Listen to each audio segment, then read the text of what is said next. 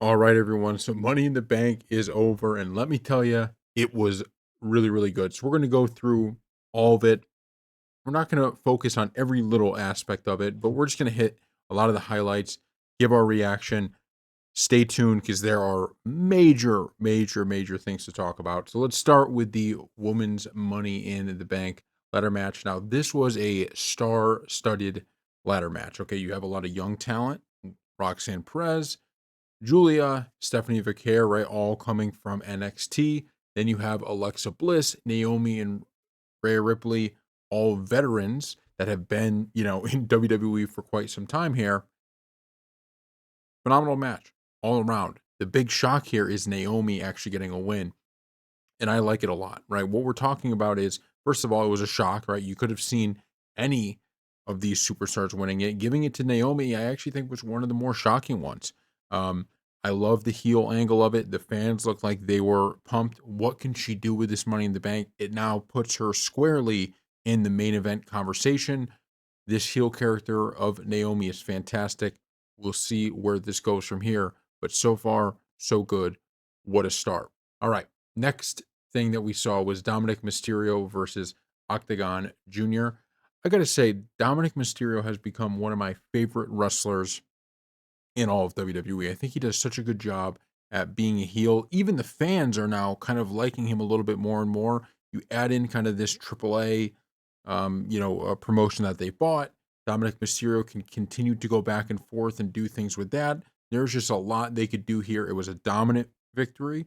It was an exciting victory, but kudos to this match. And I'm really liking Dominic Mysterio. I think he's a great Intercontinental champion. Okay, next match was Becky Lynch versus Lyra Valkyria. Now, this was a good one too. I was a little bit surprised that Lyra actually ended up losing, and we saw what happened at the end where Becky Lynch, I mean, there's a little bit of cheating involved, right, with grabbing of the tights, according to Michael Cole.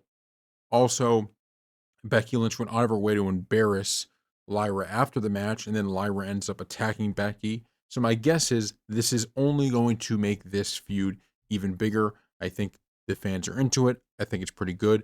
Becky got more over as a heel because of her. Because, you gotta remember, there's still kind of a level of people wanting to cheer for Becky Lynch.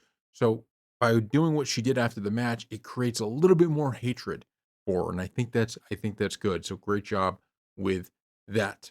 Okay.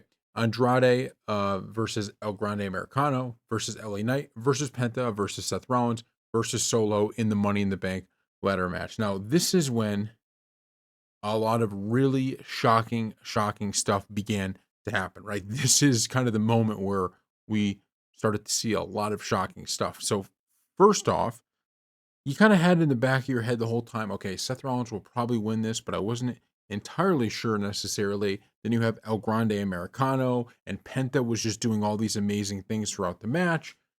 There was just so much going on. The fans were loving it. And then we got our first interruption, which was Braun Breaker and Bronson Reed. They come in, they help Seth Rollins only for Jacob Fatu and JC Mateo to get into the match and help out Solo. Okay, so now you have it 2-on-2.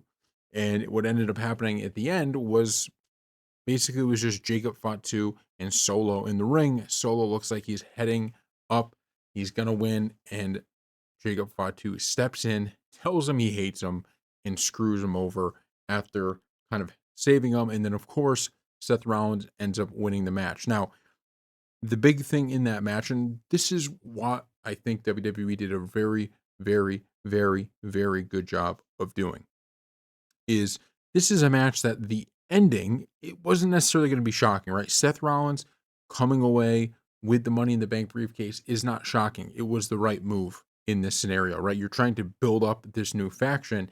If they lose this, people start going, oh, I guess this faction isn't really great. So that aspect of it is not shocking, even in the slightest, right? We could see that coming. What was shocking about this match was Solo getting turned on by Jacob Fatu, right? Jacob Fatu saying, look, I hate you, Solo, attacks him. That's a key part of this. They put a twist in a match that was good on itself, right? It was perfect. There was a lot of interesting spots, all of that. Phenomenal. Absolutely phenomenal. And then obviously at the end, you get the big heel turn, or really a babyface turn, right? For Jacob Fatu, because people were liking him anyways.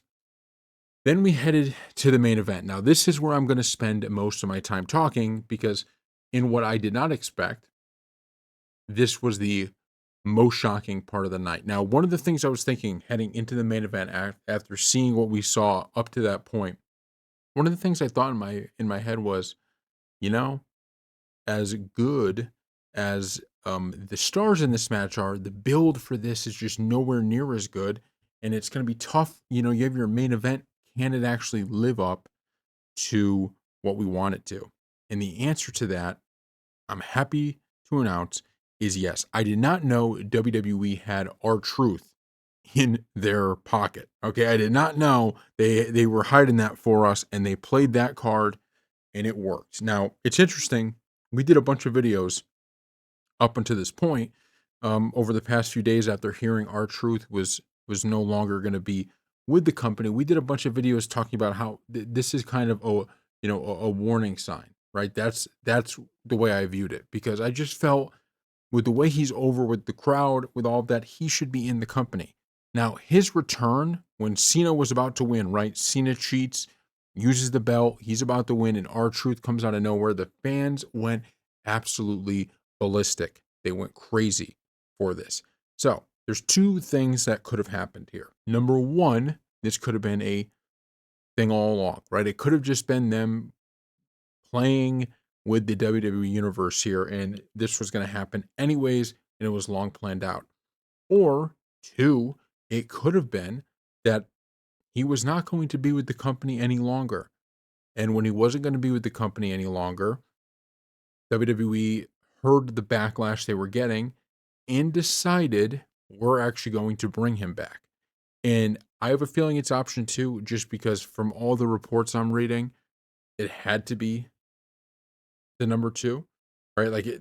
Everyone's saying, look, there were people in the company that just wouldn't have known about this, right? So I have a feeling it is number two. And if it's number two, what a phenomenal job making this on the fly. Maybe the ending was supposed to be the belt from John Cena.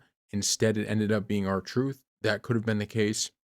And if that is the case, great job by WWE working on the fly. And it gives me a lot of hope that we're going to continue to see really high quality storylines, because this really made the pay-per-view.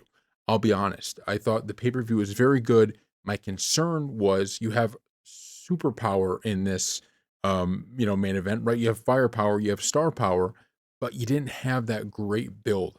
The storyline was not as good as the matches were going to be before this, right? Like, you had really good matches leading up to this.